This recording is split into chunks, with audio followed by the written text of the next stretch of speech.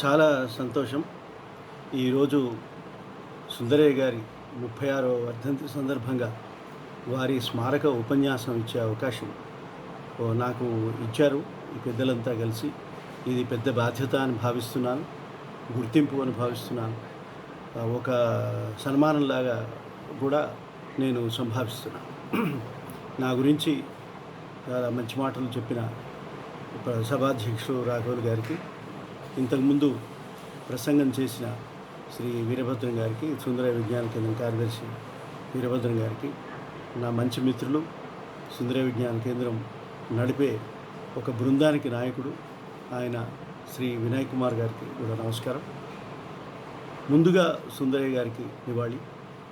అటువంటి వ్యక్తులు చాలా అరుదుగా ఉంటారు. ప్రజాస్వామ్య రాజ్యాంగ పాలన సమాజంలో ఎంతటి ఆదర్శవంతమైన వ్యక్తులు ఎంతటి కృషి చేయగలుగుతారో చెప్పడానికి సుందరయ్య గారి జీవితం, సుందరయ్య గారి ప్రసంగాలు, సుందరయ్య గారి కాంట్రిబ్యూషన్ ఒక ఉదాహరణ, ఒక ఆదర్శం. అసలు ఆయన ప్రస్తావన లేకుండా ఆంధ్రప్రదేశ్లో పార్లమెంటరీ ప్రజాస్వామ్యం గురించి మనం మాట్లాడుకోవడం సాధ్యంగా. నాకు కూడా వారి ఉపన్యాసాన్ని ఒక శాసనసభలో విని రిపోర్ట్ చేసే అవకాశం కలిగింది. చాలా చిన్న అప్పుడే వచ్చాను జర్నలిజంలోకి. వచ్చిన కాలంలో వారి గురించి వారి ఉపన్యాసాలు అసెంబ్లీలో రిపోర్ట్ చేసే అవకాశం నాకు కలిగింది. ఇంత సాధారణమైన జీవితం గడిపి అసాధారణమైన వ్యక్తిత్వాన్ని కలిగిన ఆ మహానుభావుడికి జోహార్లు. ఇప్పుడు ఆయనే ఉంటే ఈ పరిపాలనను, ఈ ఆరోగ్య దుస్థితిని, ఈ దారుణమైన పరిణామాలను, ఇక్కడ రాజకీయంగా జరుగుతున్న అప్రజాస్వామిక పరిణామాలను గురించి చూసి ఏ విధంగా స్పందించేవారో అని అనిపిస్తుంది. ఒకవేళ ఆయన స్పందించి ఉంటే ఆయన చాలా తీవ్రమైన విమర్శ చేసి ఉండేవారని కూడా అనిపిస్తూ ఉంటుంది. అయితే ఆ తీవ్ర విమర్శను తట్టుకునే సమాజం, తట్టుకునే పాలకులు ఉన్నారా అనే అనుమానం కూడా వచ్చే పరిస్థితుల్లో ఇవాటి పత్రికా స్వాతంత్రం, వాక్ స్వాతంత్రం, సభా స్వాతంత్రం, సంఘ స్వాతంత్రం ఇరుకునబడి ఉన్నాయని అనిపిస్తుంది. ఇవాళ చాలా అలవోకగా ఏం మాట్లాడినా సరే రాజద్రోహం, జాతీయ భద్రత, ఊపా కేసులు పెట్టే ఒక భయానకమైన వాతావరణం నెలకొని ఉన్న ఈ సమాజంలో సుందరయ్య లాంటి వ్యక్తులే మనకి ఒక దారి చూపే చుక్కానిలాగా ఉంటారు. వారి జీవితాలే మనం నడిపిస్తాయి. వారి స్ఫూర్తి, వారి ప్రేరణతో ప్రజాస్వామ్యం నిలబడాలని, పత్రికా స్వేచ్ఛ పరిఢవిల్లాలని, వాక్ స్వాతంత్రం నిలబడాలని, ఈ ప్రజాస్వామ్యాన్ని నిలబెట్టుకోవడానికి వారి జీవితం మనకు ఉపయోగపడాలని నేను ఆకాంక్షిస్తూ నేను ఈ టాపిక్ మీద మాట్లాడడానికి ప్రయత్నిస్తాను. ఇంతకుముందు వీరభద్రం గారు ఒక మాట అన్నారు. వ్యాక్సిన్ అనేది ఇప్పుడు తక్షణ కర్తవ్యం. కరోనా లాంటి మహమ్మారిని ఎదుర్కోవడానికి పరిపాలనాపరమైన అన్ని రకాల అవరోధాలను అధిగమించి అందరం కలిసి ఈ రోగాన్ని పారద్రోలడానికి, జనాలకి మనము సౌకర్యం కలిగించడానికి, వారికి రిలీఫ్ ఇవ్వడానికి ప్రయత్నం చేయాలి అన్నారు. అది నిజంగా చాలా మంచి మాట చెప్పారు ఆయన. సుందరయ్య గారు ఉన్నా ఇదే చేసి ఉండేవారు. అయితే సుందరయ్య విజ్ఞాన కేంద్రం పరిధిలో ఒక హాస్పిటల్ కూడా పెట్టి ఈ విధంగా బెడ్స్ ఏర్పాటు చేసి సహాయం చేసే ప్రయత్నాలు చేస్తున్నారని నాకు చాలా సంతోషంగా ఉంది. ఇటువంటి పనులు అన్ని రాజకీయ పార్టీలు చేయాలి, అన్ని జిల్లాల్లో చేయాలి, అన్ని గ్రామాల్లో చేయాలి, అన్ని ప్రాంతాల్లో చేయాలి. కేవలం ప్రభుత్వం మీదనే ఆధారపడే ప్రసక్తి, అవకాశం మనకి ఇప్పుడు లేదు. ప్రభుత్వం తనకున్న లోపాలతో, తనకున్న అనేక రకాల పరిమితులతో, ప్రైవేటీకరణ విస్తృతంగా వ్యాపించిన నేపథ్యంలో ప్రభుత్వం చేసే సేవలు పరిమితంగానే ఉంటాయి. వాడు చేయట్లేదని మనం అనలేము, చేస్తున్నాయి సరిపోతున్నాయని కూడా అనలేము.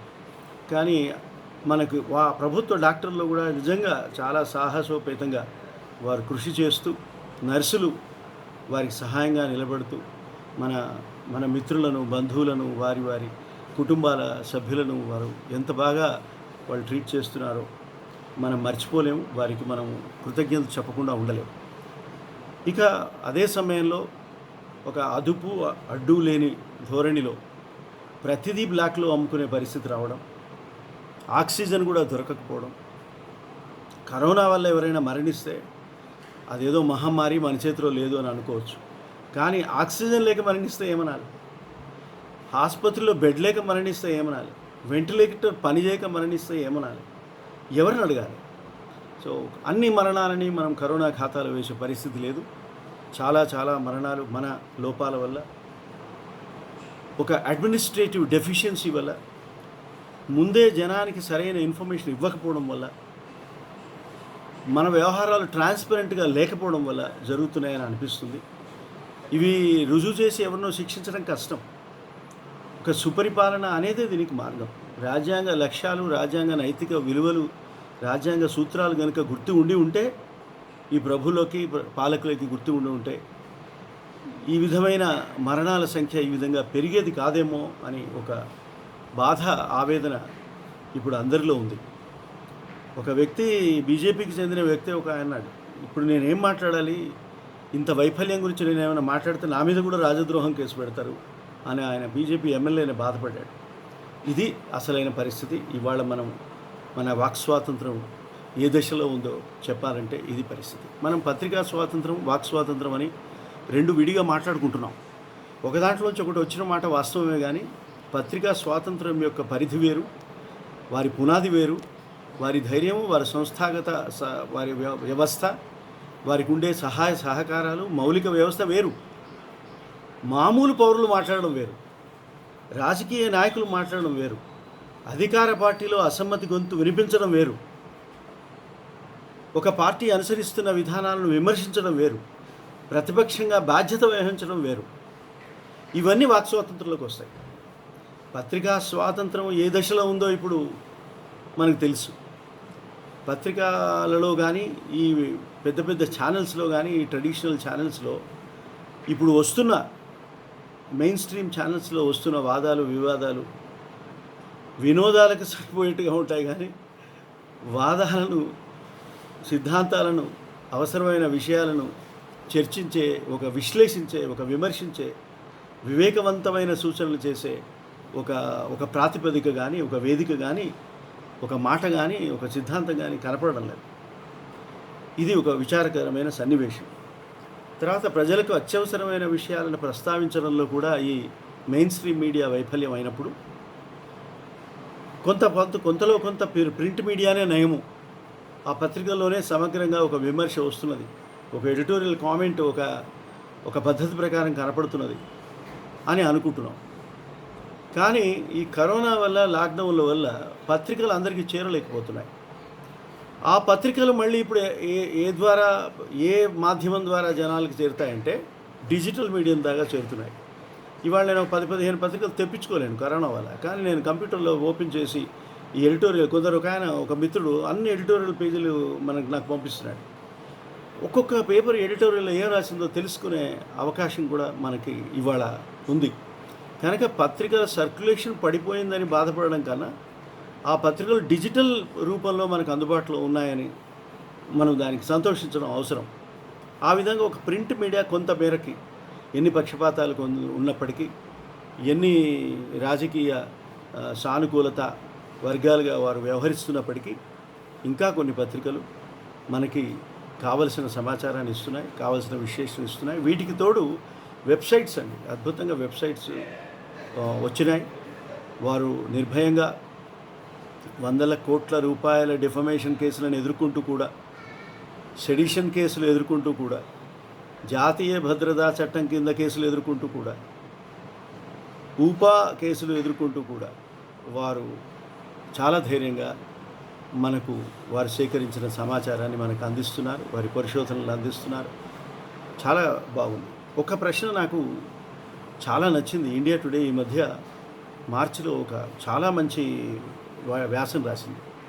మన వాక్ స్వాతంత్రాన్ని ఏ విధంగా భ్రష్టు పట్టిస్తున్నారు ఈ సమాజంలో అని చెప్తూ ఆ వ్యాసం చాలా బాగా ఉంది. అందులో వారి ప్రశ్న ఏంటంటే, ఆ ప్రశ్న కూడా నాకు నచ్చింది.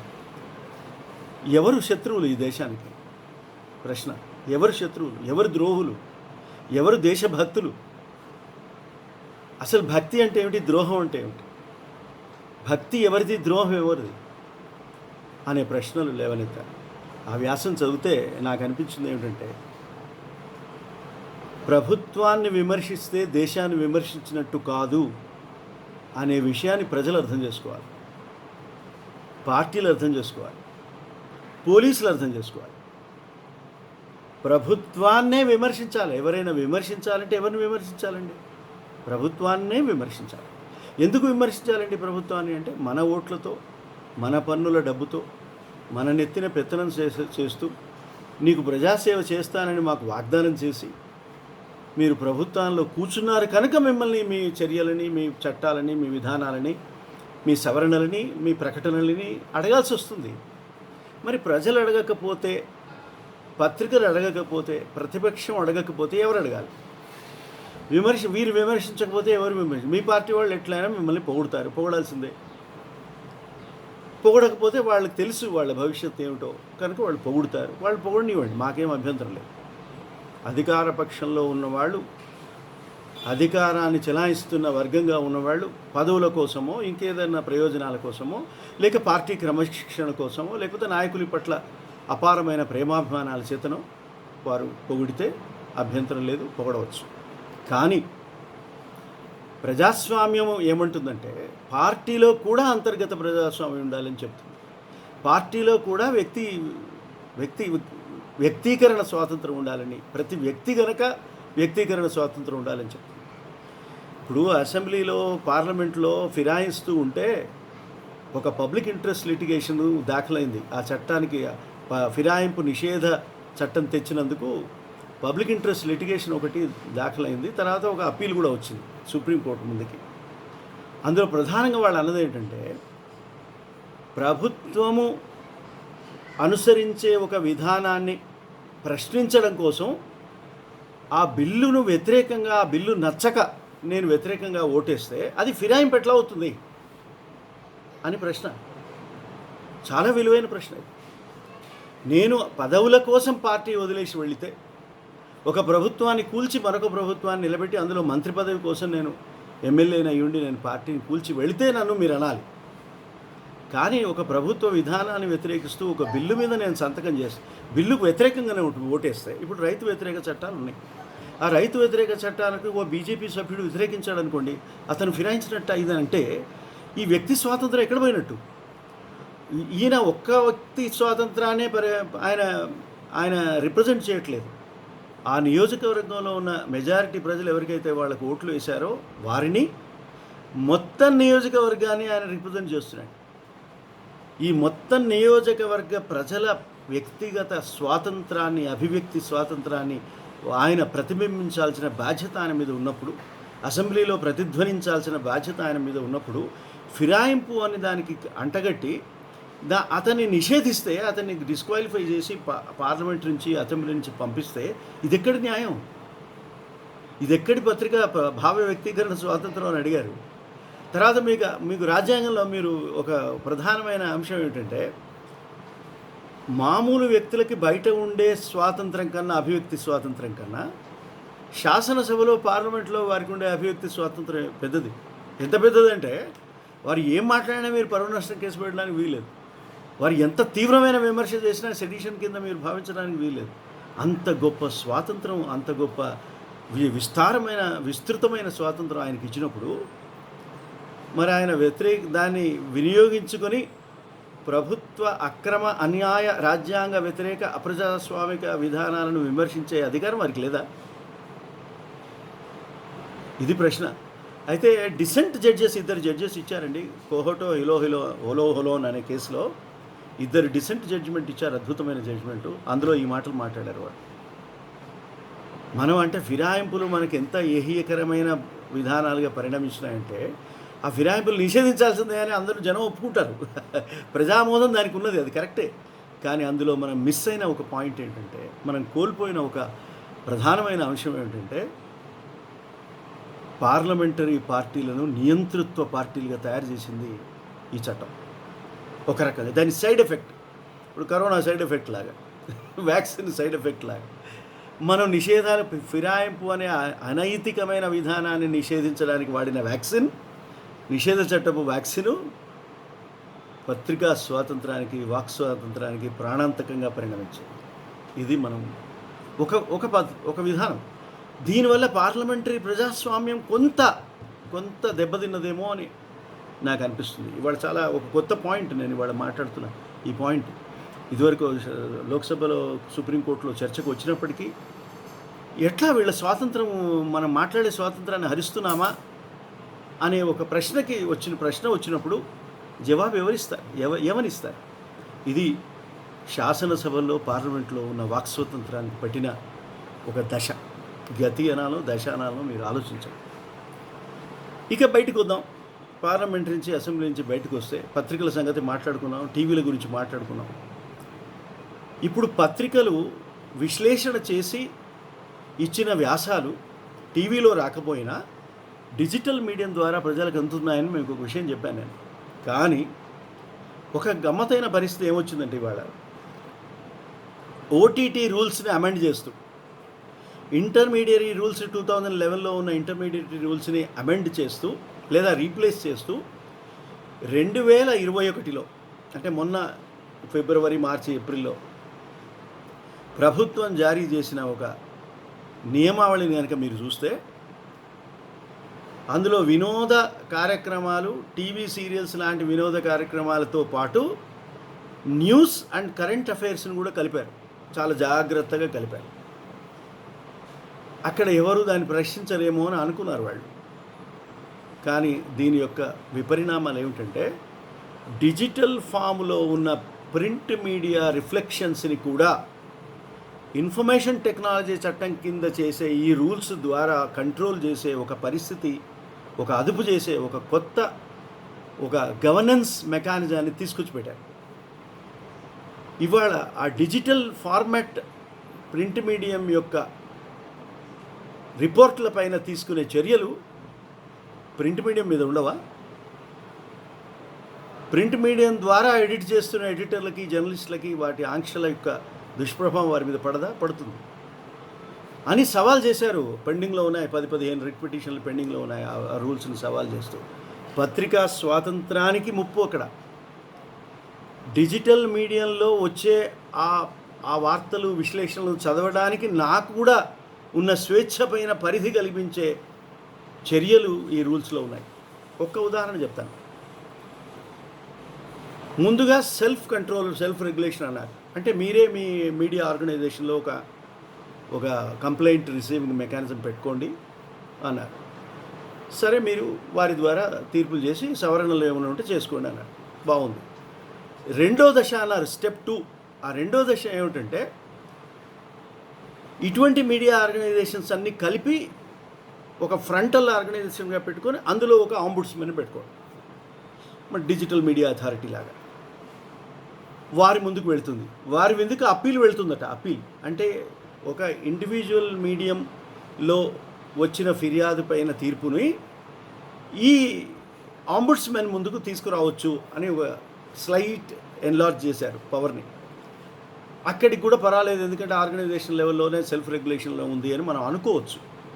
థర్డ్ లెవెల్ దారుణమైన లెవెల్. థర్డ్ లెవెల్ ఏమిటంటే 6 మినిస్ట్రీలు, home ministry, information and broadcasting ministry, defence ministry, ఇంకా అటువంటి కొన్ని, social welfare ministry, parliamentary affairs ministry, information technology ministry, ఈ కొన్ని రకరకాల ఈ మినిస్ట్రీలకు చెందిన ప్రిన్సిపల్ సెక్రటరీస్లు 6 అందులో సభ్యులుగా ఉంటారు.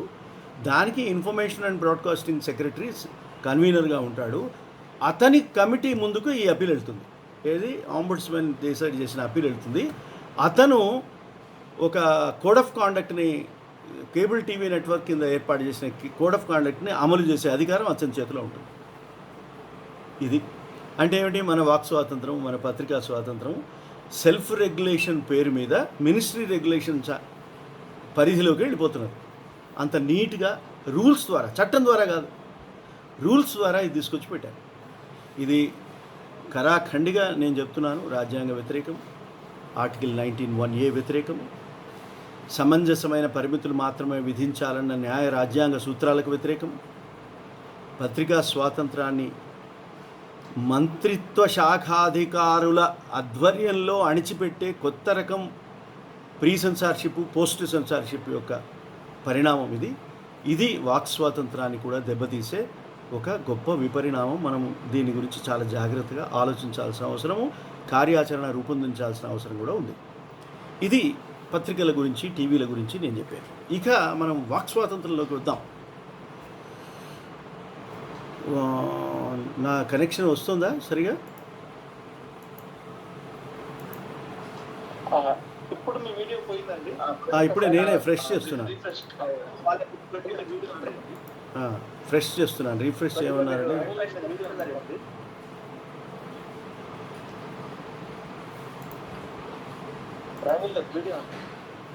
ఇప్పుడు వచ్చిందా? ఫ్రెష్ అయిందా? కొద్దిగా రిఫ్రెష్ చేసుకుంటే వచ్చేస్తుంది. అదే అందుకే ఇదేనేమో అనుకున్నాను నేను. రీలోడ్ చేయాలని మళ్ళీ రీలోడ్ చేస్తున్నాను. రీలోడ్ చేస్తే మళ్ళీ మొదటికి వస్తుంది.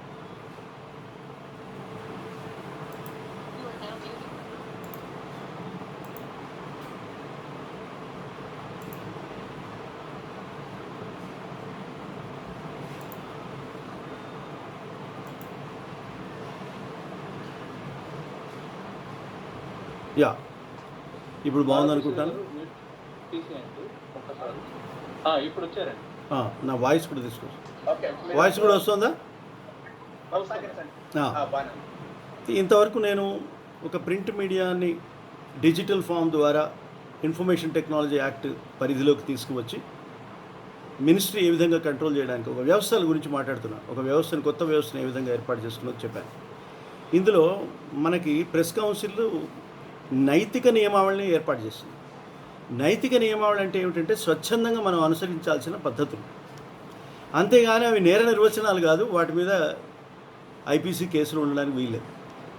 కానీ ఇప్పుడు కొత్త మార్పు వల్ల ఏం చేస్తుందంటే, ప్రభుత్వం చేతిలో ఉన్న కొత్త అధికారం ఏమిటంటే, any violation of any norm of the code of conduct will be assumed as a criminal case and punishment is prescribed. ఇది సీరియస్ థింగ్. చాలా విచారకరమైన పరిస్థితి ఉంది. దీన్ని వాడినప్పుడు దీని యొక్క ప్రభావం మనకు తెలుస్తుంది. వాడకముందు మనం ఫిలసాఫికల్గా మాట్లాడుకుంటున్నట్టుగా ఉంటుంది. ఈ ప్రభుత్వం ఏ క్షణంలోనైనా ఈ పవర్ని కనుక వాడితే దాని పరిణామాలు తీవ్రంగా ఉంటాయి. ఇది ఒక వ్యవహారం. ఇక మరింత తీవ్రమైన పరిస్థితి, పోలీసులు, పొలిటీషియన్స్ కలిసి, అధికారంలో ఉన్న పొలిటీషియన్స్ కలిసి పెట్టే క్రిమినల్ కేసు. వాక్ స్వాతంత్రాన్ని పూర్తిగా గొంతు నొక్కే పద్ధతులు అమలవుతున్నాయి. ఇందులో మొట్టమొదటి ప్రమాద ఘంటిగా సెడిషన్ కేసు. సెడిషన్ కేసు అంటే దేశద్రోహం అంటున్నారు. నేను దయచేసి మీ అందరికీ నేను విజ్ఞప్తి చేస్తున్నాను, దేశద్రోహం కాదు, అది రాజద్రోహం కేసు. బ్రిటిష్ పాలనలో రాజద్రోహం కేసు పెట్టారు వాళ్ళ మీద, గాంధీ మీద, తిలక్ మీద పెట్టారు. ఆయన ఏమన్నారు, నేను దేశద్రోహం చేయట్లేదు, నేను దేశం కోసం మాట్లాడుతున్నాను అని చెప్పాడు గాంధీ. మీ రాజద్రోహం అని మీరు రాసుకున్నారు సెడిషన్ చట్టాల్లో. మీరు రాసుకున్న చట్టాల ప్రకారం నేరం అయితే కావచ్చు, మీ ఇష్టం, శిక్షించుకుంటే శిక్షించుకోండి, అది I leave it to you. కానీ నేను చేసింది మాత్రం ఈ దేశ ప్రజలని స్వపరిపాలన కోసం, స్వతంత్రం కోసం సంసిద్ధం చేస్తున్నాను దేశాన్ని. ఇది నీ ప్రభుత్వం మీద ద్వేషం అని నువ్వు అనుకుంటే నేనేం చేయలేను దానికి. ఏ దేశమైనా ఆ దేశ ప్రజలు ఆ దేశాన్ని పరిపాలించుకోవాలని కోరుకుంటుంది. కానీ అది దేశభక్తి కానీ, అట్లా చేయకపోవడం దేశద్రోహం కానీ, నిన్ను బయటికి వెళ్ళడం దేశద్రోహం ఎట్లా అవుతుంది అని అడిగాడు గాంధీ. ఏ ఫెంటాస్టిక్ క్వశ్చన్. సరే, వాళ్ళు ఒక జడ్జి గారి సింపతిగా ఉన్నప్పటికీ ఆయన అంటాడు, నువ్వు జడ్జిగా నువ్వు సింపతి ఉంటే నువ్వు రిజైన్ చేసి వెళ్ళిపోయి నాతో కలువు, నా ఉద్యమంలో చేరు నువ్వు కావాలంటే. జడ్జిగా ఉంటే నీ బాధ్యత నువ్వు నిర్వహించు, శిక్ష వేసుకోను, you are loyal to your government, come on do your duty అని చెప్పినాడు గాంధీ. అంటే అంత డిసిప్లిన్ ఉన్నది ఆయన. అటువంటి డిసిప్లిన్ అటువంటి వ్యక్తుల మీద పెట్టిన కేసే రాజద్రోహం కేసు అయితే, మన సొంత దేశంలో మనం ఓట్లేసి ఎన్నుకున్న ప్రభుత్వం మన మీద దేశద్రోహం కేసు పెడితే నేను దేశద్రోహాన్ని ఎట్లా అవుతా? నేను చేసిన పని ఏమిటి? ప్రభుత్వాన్ని విమర్శించిన. అది మనం తెలుసుకోవాల్సింది ఏంటంటే, ప్రభుత్వాన్ని విమర్శించడం, ప్రధానిని విమర్శించడం, ముఖ్యమంత్రిని విమర్శించడం, మంత్రిని విమర్శించడం, ఒక చట్టాన్ని వ్యతిరేకించడం, ఒక పౌరసత్వ సవరణ చట్టంలో లోపాలను ఎత్తి చూపడం, రైతు వ్యతిరేక చట్టాలని, రైతు చట్టాలని అనడం, ఇవి దేశద్రోహాలు కావు. ఇట్లా అనకపోవడం దేశద్రోహం. వీరి మీద కేసులు పెట్టడం దేశద్రోహం అవుతుంది. కానీ వీరి మీద కేసులు పెట్టకుండా ఉండడం అవసరం. ప్రజాస్వామ్యంలో ఉండే అభివ్యక్తి స్వాతంత్రాన్ని రాజద్రోహం కేసులతో అణిచివేయడం చూడడం అనేది ఒక దారుణమైన రాజ్యాంగ నేరం, అరాచకమైన పరిస్థితి. ఇది చాలా విచిత్రమైన పరిస్థితి.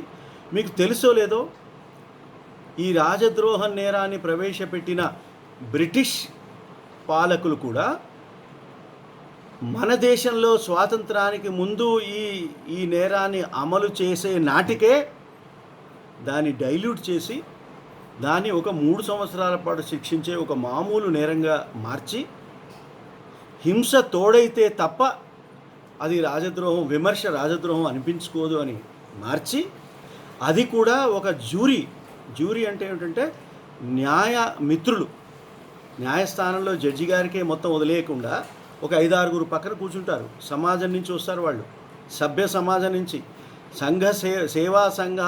సంఘ సేవకుల రంగం నుంచి వచ్చిన నిష్ణాతులైన నిపుణులైన ప్రజాసేవకులు, సుందరయ్య లాంటి వ్యక్తులు అందులో కూర్చుంటారు. ఆ జ్యూరీలో 6-7 కూర్చోవాలి.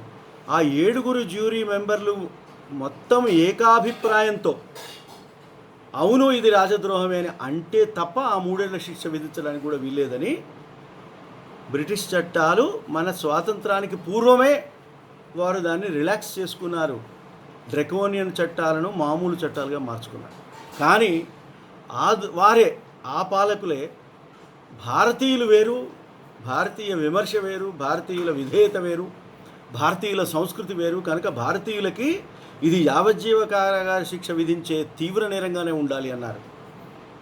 నాన్ బెయిలబుల్ అఫెన్స్గా ఉండాలన్నారు. కాగ్నిజబుల్ అఫెన్సబుల్గా ఉండాలన్నారు.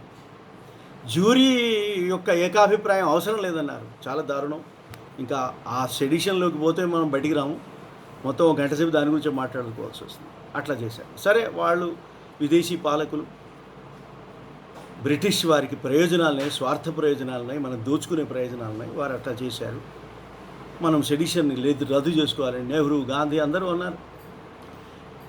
ఒక్క విషయం, మన దేశానికి స్వాతంత్రం వచ్చిన తర్వాత అసలైన సామాజిక రాజకీయ రాజ్యాంగ వ్యవస్థ ఏర్పడింది 1950 తర్వాత, 1949 నవంబర్ 17 తర్వాత, జనవరి 20 తర్వాత, 1950 26 తర్వాత. కానీ 1950 సంవత్సరంలో రాజ్యాంగాన్ని ప్రవేశపెట్టిన సంవత్సరంలోనే ఒక ఘోరమైన అన్యాయం జరిగింది. ఏమిటంటే, ఈ రాజ్యాంగానికి వచ్చిన మొదటి సవరణ. దేశానికి ఎన్నికలు జరగలేదు, పార్లమెంటు ఏర్పడలేదు. రాజ్యాంగాన్ని రచించిన రాజ్యాంగ సభే పార్లమెంటుగా వ్యవహరిస్తున్న దశలో అప్పటి ఆనాటి తాత్కాలిక ప్రధాని అయిన నెహ్రూ, తాత్కాలిక ప్రభుత్వం ఒక అన్యాయం చేసింది.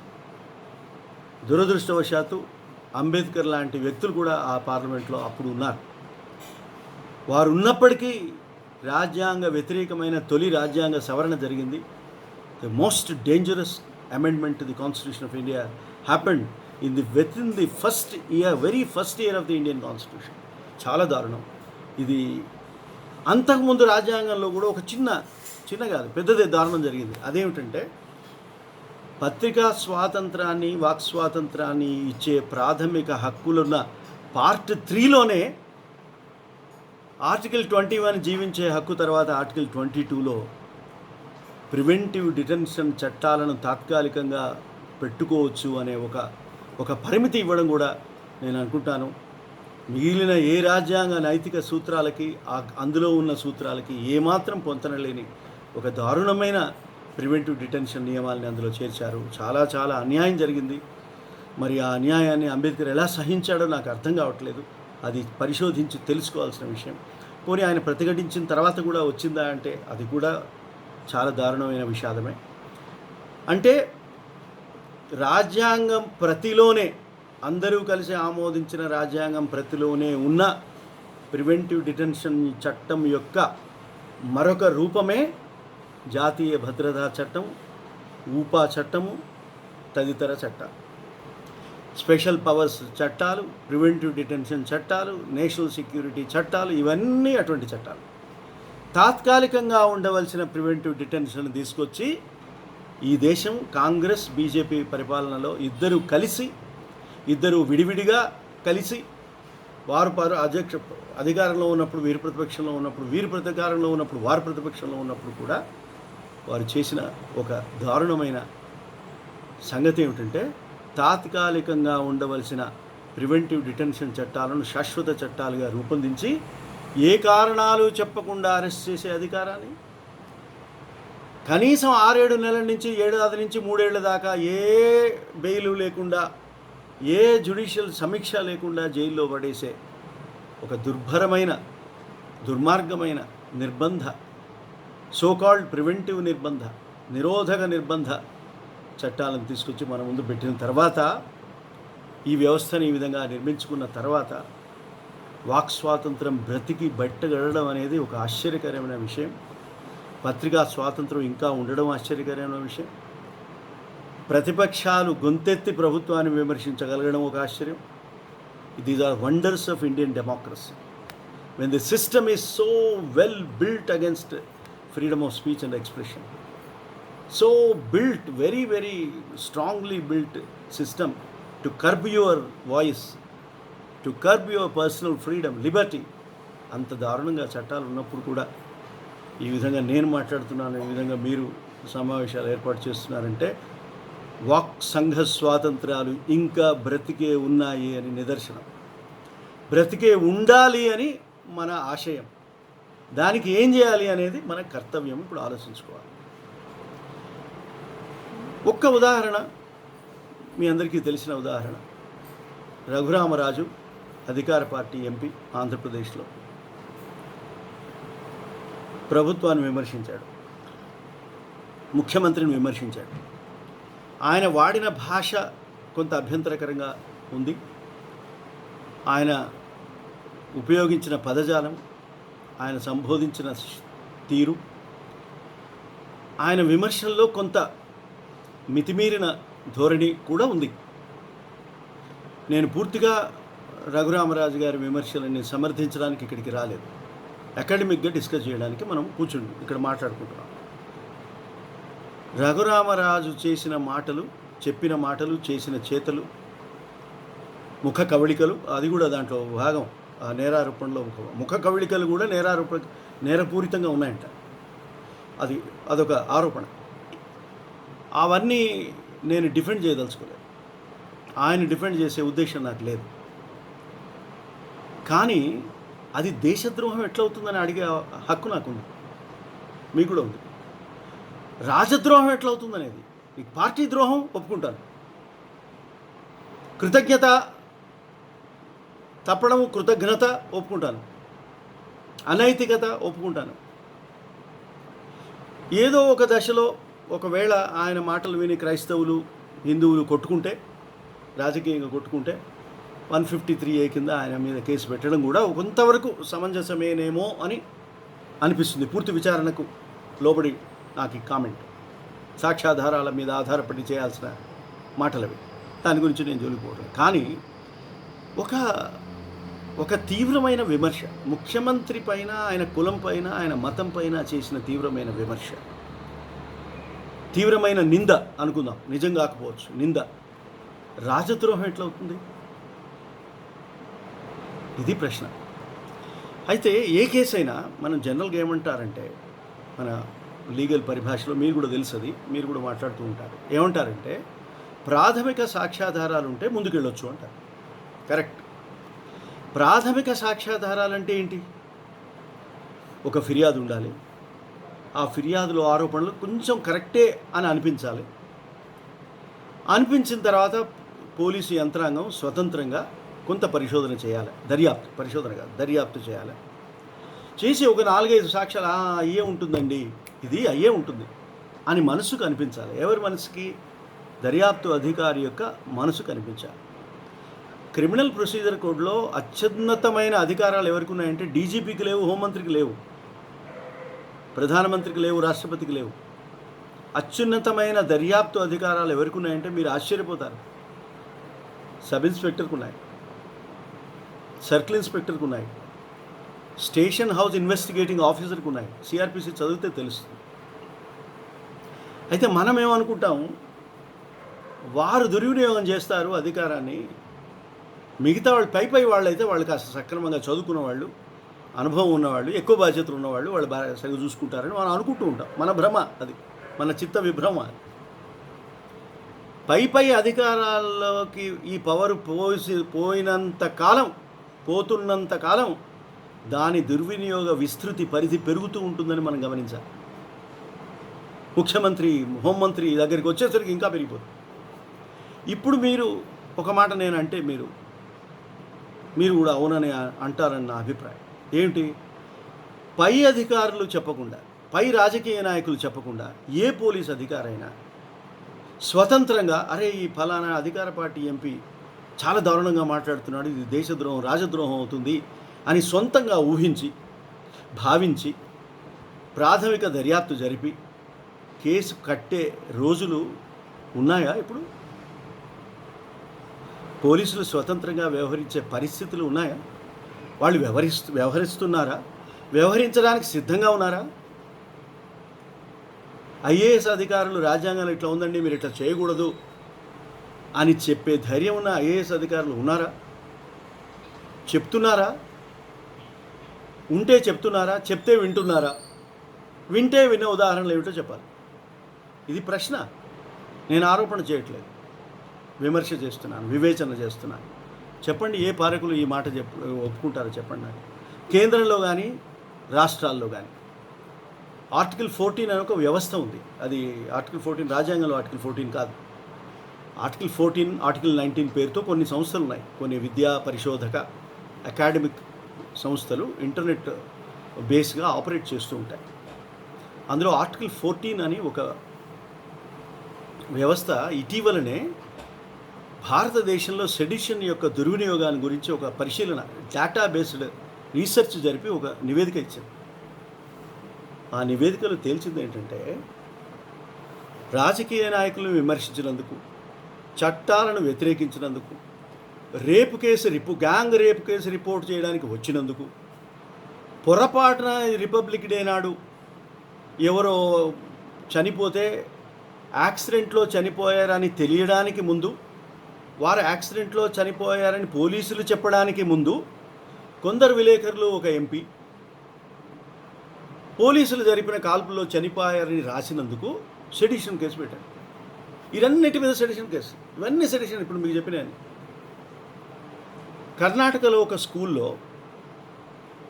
చిన్న పిల్లలు, ఏ పిల్లలు 5వ తరగతి 6వ తరగతి చదివే పిల్లలు సిఏఏ గురించి మాట్లాడితే, ముస్లిం డామినెంట్ స్కూల్ అది. నేను అసలు ఈ మతం గురించి చెప్పకూడదు, కానీ చెప్పాలి, పరిస్థితులు అట్లా ఉన్నాయి. వాళ్ళు ఏమన్నారంటే, వాళ్ళు ఒక చిన్న గల్పిక తయారు చేశారు. నాటకం కూడా కాదు అది, గల్పిక అంటే ఒక 5-6 నిమిషాలు ఉంటుంది అంతే. ఒక 5-6 మినిట్స్లో అయిపోతుంది, డెమాన్స్ట్రేషన్ అయిపోతుంది. ఏమిటి?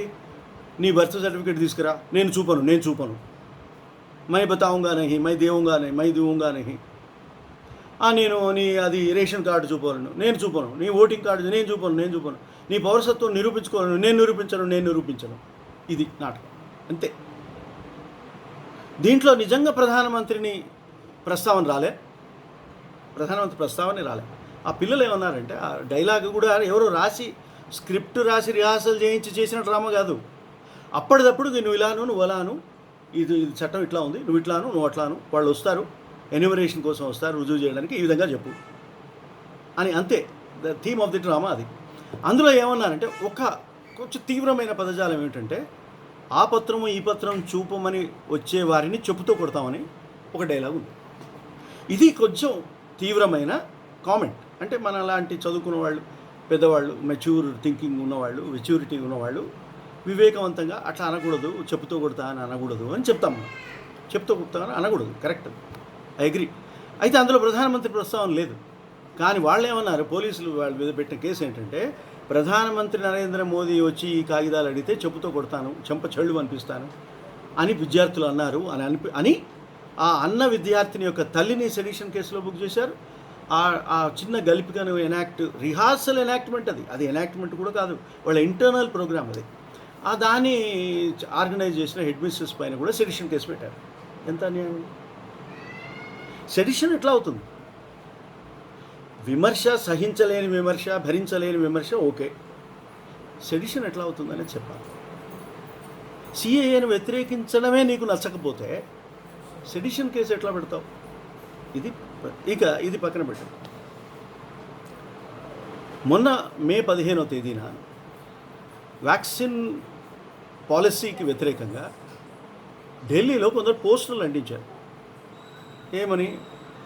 మనకే దిక్కు లేదు వాక్సిన్, నువ్వు ఎట్లా ఎగుమతి చేసావయ్యా ప్రధానమంత్రి అని ప్రశ్న. తప్ప? అడగకూడదా? నేను ఎన్నుకున్న ప్రధానమంత్రిని నేను అడుక్కోకపోతే ఇంకెవరిని అడుక్కోవాలి? నేను ఇజ్రాయెల్ ప్రధానమంత్రిని అడగనా వెళ్ళి? నా ప్రైమ్ మినిస్టర్ కనుక నాకు ఆ స్వాతంత్రం ఉందని నేను అనుకుంటున్నాను, నేను అడుగుతాను. వాడు పోస్టర్ పెట్టాడు, వాడి మీద కేసులు, రకరకాల క్రిమినల్ కేసులు, disaster management violation case, lockdown norms violation case, sedition ఇంకా వాళ్ళకి గుర్తు రాలేదేమో బహుశా, పెట్టా. ఇది పక్కన పెట్టాడు. అస్సాంలో కాదు, మణిపూర్లో ఒక బీజేపీ అధ్యక్షుడు, మణిపూర్ బీజేపీ అధ్యక్షుడు చనిపోయినాడు. కరోనాతో చనిపోతే ఇద్దరు అక్కడ విద్యావంతులు, మణిపూర్లో విద్యావంతులు ఏమన్నారంటే, అయ్యో మీరు చనిపోయారు, నేను విచారం ప్రకటిస్తున్నాను, రెస్ట్ ఇన్ పీస్, ఆర్ఐపి ఉంటుంది కదా, ఆ ఫేస్బుక్లో ఆర్ఐపి అని పెట్టి, అయ్యా కరోనా వస్తే వ్యాక్సిన్ తీసుకోవాలి, మందులు వాడాలి, కరోనా రాకుండా వ్యాక్సిన్ తీసుకోవాలి, వస్తే మందులు వాడాలి, గోమూత్రము గోపేడతో ఇది పరిష్కారం కాదు అని చెప్పాడు. అంటే ఒక వ్యంగ్యమైన కామెంటు, ఒక విసురు. Common sense, what is required is science and common sense అన్నాడు. Not cow dung and cow urine అని అన్నాడు ఇంగ్లీష్లో. అతని మీద జాతీయ భద్రతా చట్టం ఉల్లంఘన కేసు ఎట్లా పెడతారండి? జాతీయ భద్రతా ఉల్లంఘన ఎట్లయిందండి? అసలు వాళ్ళ మీద పాపం ఇటువంటి కామెంట్స్ చేస్తూనే ఉన్నారు ఒక 10 ఏళ్ల నుంచి. కాంగ్రెస్ వాళ్ళు జైల్లో పెట్టారు వాళ్ళని, బీజేపీ వాళ్ళు కూడా జైల్లో పెట్టారు. కాంగ్రెస్ వాళ్ళకి బీజేపీ వాళ్ళ సెడిషన్ పోటాపోటీ ఎంత బాగుందంటే మీరు ఆశ్చర్యపోతారు. ఈ ఆర్టికల్ 14 వాళ్ళు స్టడీ చేసి చెప్పారు. ఆయన మన్మోహన్ సింగ్ 10 ఏళ్ల కాలంలో 3190 మందికి మీద సెడిషన్ కేసులు పెడితే, నరేంద్ర మోదీ గారి 7 ఏళ్ల పరిపాలనలో ఇప్పటి వరకు 7473 ఎత్తో వాళ్ళ మీద పెట్టారు. నా దగ్గర ఉన్న యాంకిల్ తర్వాత కరెక్ట్గా చెప్పమంటే చెప్తాను. 7600కు మించి వ్యక్తుల మీద కేసులు పెట్టారు. పోనీ కన్విక్షన్ రేట్ ఏమైనా ఉందా? కన్విక్షన్ రేటు 2.2% అండి. Can you believe it? 2.2%. అంటే ఏంటండి? 97.5% కేసులు అబద్ధపు కేసు, దారుణమైన కేసు. మన దేశంలో ఉన్న ఎంత గొప్ప లోపం ఏంటంటే, రాఘవులు లాంటి నాయకులు దీన్ని టేకప్ చేయాలని నేను కోరుతున్నాను, వారికి విజ్ఞప్తి చేస్తున్నాను. ఏమిటంటే, ఒక సెడిషన్ లాంటి కేసు పెట్టిన తర్వాత అందులో సెడిషన్ కేసులో ఉండవలసిన ప్రాథమిక సంగతులే లేవు అని కోర్టు తీర్పు చెప్పిన తర్వాత, ఆ దొంగ కేసు పెట్టిన, తప్పుడు కేసులు బనాయించిన వారి మీద చర్యలు తీసుకునే అవకాశం లేకపోవడం ఈ దేశ చట్టాల్లో ఉన్న ప్రధానమైన లోపం. నెంబర్ 1. నెంబర్ 2, అదేమో నేరం చేసిన వాళ్ళ గురించి. పోలీసులే నేరం చేస్తే, మీకు నంబి నారాయణ గుర్తున్నాడా? కేరళలో ఐఎస్ఆర్ఓ సైంటిస్ట్ నంబి నారాయణ, ఆయన మీద అఫీషియల్ సీక్రెట్స్ యాక్ట్ కింద దారుణమైన కేసు 30 ఏళ్ల క్రితం పెట్టారు. అది మరి ఎందుకు పెట్టారో తెలియదు. పచ్చి అబద్ధం అని మొన్న రుజువు అయింది. సుప్రీంకోర్టు దాకా పోరాడాడు ఆయన. ఒక దశలో నేను పోరాడను నా వల్ల కాదు, ఈ కేసును వదులుకొని నేను జైలుకు పోతానంటే వాళ్ళ పిల్లలు వచ్చి అడిగారు, చిన్న పిల్లలు చదువుకుంటున్నారు అప్పుడే.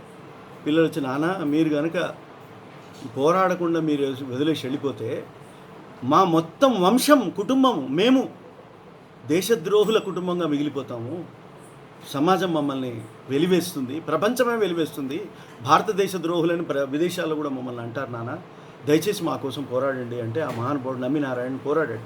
శాస్త్రవేత్త పోరాడితే సుప్రీంకోర్టు ఆయన మొర విన్నది. అది 25 సంవత్సరాల తర్వాత విన్నది. అది మనం ఏం చేయలేము దానికి. అదొక లోపం, మన దేశంలో ఉన్న భయంకరమైన మరొక లోపం అది. ఆ లోపం వల్లనే ఈ రాజకీయ నాయకులు, ఈ అధికార పార్టీలు ఈ విధంగా దుర్మార్గాలు చేస్తున్నాయి. సుప్రీంకోర్టు ఏమందంటే ఆయనకు నష్టపరిహారం ఇవ్వండి అన్నారు. ఆయన నష్టపరిహారం ఇస్తే పర్వాలేదు, ఇవ్వండి, ఆయన తీసుకుంటే తీసుకొనివ్వండి, నాకు అభ్యంతరం లేదు. కానీ ఆయన మీద తప్పుడు కేసు పెట్టిన వాళ్ళ మీద కేసులు పెట్టారా? ఇప్పుడు మొన్న నిర్ణయం తీసుకున్నారు, సిబిఐ దర్యాప్తు జరిపించాలి అని నిర్ణయం తీసుకున్నారు. ఈలోగా ఆ కేసులు పెట్టిన వాళ్ళకి ఒక ఆయనకి ఇన్ఫర్మేషన్ కమిషనర్ పదవి ఇచ్చారు కేరళలో. ఆ కేసు పెట్టి ఆయన హరాస్ చేసిన మహానుభావుడికి ఇన్ఫర్మేషన్ కమిషనర్ పదవి. ఇంకా వీళ్ళని ఏమనాలండి? ఎక్కడుందండి ఇక ఇక ఏం మాట్లాడాలి దీని గురించి? ఇట్లా సెడిషన్ కేసులు 2.2 కన్విక్షన్ రేట్ ఉంటే మిగతా కేసుల్లో విడుదలైన వాళ్ళ అక్రమ నిర్బంధానికి పరిహారం ఎవరిస్తారు? 6 సంవత్సరాలు 7 సంవత్సరాలు. సపోజ్ రఘురామరాజు ఆయన పేరు రఘురామరాజు గారు ఏమీ సెడిషన్కు పాల్పడలేదని రేపొద్దున ఒక కోర్టు తీర్పిస్తే ఈ 7-8 రోజుల ఆయన చిత్రహింస, ఆయన పెట్టుకున్న ఖర్చులు, సుప్రీంకోర్టు దాకా ఆయన పోరాడిన పోరాటపు శ్రమ ఎవరిస్తారండి? దానికి విలువ ఎవరిస్తారు? చట్టంలో నేను అంటాను, చట్టంలో ఉండాలి ఏర్పాటు, లేకపోతే చట్టం లోపం అది. రాజ్యాంగంలో దాని గురించిన ప్రస్తావన జనరల్గా జీవించే హక్కులో ఉంటుంది, కానీ దాన్ని ట్రాన్స్లేట్ చేయాల్సింది, చట్టాల రూపంలో ట్రాన్స్లేట్ చేయాల్సిన బాధ్యత పార్లమెంటు మీద, ప్రభుత్వాల మీద ఉంటుంది. మర్చిపోయారు, పూర్తిగా మర్చిపోయారు. అబద్ధాలాడి అబద్ధపు కేసులు పెట్టిన వాడి మీద ఏం కేసు? సత్యమేవ జయతే కదా మీ నినాదం. సత్యమేవ జయతే సంస్కృతంలో అర్థం ఏంటంటే సత్యం మాత్రమే గెలుస్తుంది. ఏవా అంటే అర్థం అది ఓన్లీ. ఏవా equal to only. Truth alone will triumph అని నువ్వు రాసుకుంటావే, ఎక్కడ ట్రూత్ అలోన్ ఈజ్ ట్రయంపింగ్ అని? ట్రూత్ విల్ నెవర్ ట్రయంప్ అనే కంక్లూజన్కి రావాలన్నా ప్రజలు? ఏమి అబద్ధం కేసులు పెట్టిన వాళ్ళు జైల్లో ఎందుకు లేరు? సుప్రీంకోర్టులో అబద్ధపు అఫిడవిట్లు పెట్టిన వాళ్ళు జైల్లో ఎందుకు లేరు? ఇది ప్రశ్న. ఈ చట్టాలు రావాలి. రాజకీయ పార్టీలన్నీ డిమాండ్ చేయాలి ఈ చట్టాలను. తప్పుడు కేసు అని రుజువైన తర్వాత ఆ పెట్టిన వాళ్ళు ఏ దశలో ఉన్నా సరే, హోంమంత్రిగా ఉన్నా సరే, ప్రధానమంత్రిగా ఉన్నా సరే, ముఖ్యమంత్రిగా ఉన్నా సరే, వారి ఆదేశాల ప్రకారం కనుక ఈ కేసు పెట్టినట్టయితే జైల్లో ఉండాలి వాళ్ళు. ఒక టార్ట్ ఉంది, నేను లా ఆఫ్ టార్ట్స్ టీచర్ని కూడా. ఆ టార్ట్ పేరు ఏమిటంటే మెలీషియస్ ప్రాసిక్యూషన్. అంటే వాడు నేరం చేయకపోయినా వాడిపైన దురుద్దేశపూర్వకంగా వాడిని ప్రాసిక్యూట్ చేస్తే మెలీషియస్ ప్రాసిక్యూషన్ అనేది సివిల్ రాంగ్. అది మన దేశంలో లేదు, అక్కడ ఉంది. అమెరికాలో, లండన్లో, వెస్టర్న్ కంట్రీస్లో వాళ్ళు వాడతారు. ఒక పోలీస్ ఆఫీసర్ తప్పుడు కేసు పెడితే వెంటనే వాడు మెలీషియస్ ప్రాసిక్యూషన్ కింద, టార్ట్స్ కింద డ్యామేజెస్ కేసు పెడతాడు. వాడు అక్కడ పెడితే కొన్ని లక్షల డాలర్లు ఇవ్వాల్సి వస్తుంది, లక్షల డాలర్లు, పౌండ్లు ఇవ్వాల్సి వస్తుంది. అందుకని ఆ భయానికి పోలీస్ ఆఫీసర్లు కూడా పై ఆఫీసర్స్ చెప్పినా తప్పుడు కేసు పెట్టారు. ఒక పై ఆఫీసర్ వాడిని కాల్చేయని చెప్తున్నాడు, ఒక encounter. No, I will not, I don't have power to shoot him అని చెప్తాడు అక్కడ. ఎందుకంటే వాడు అక్రమంగా చంపితే దాని మీద కూడా సివిల్ కేసు పడుతుంది.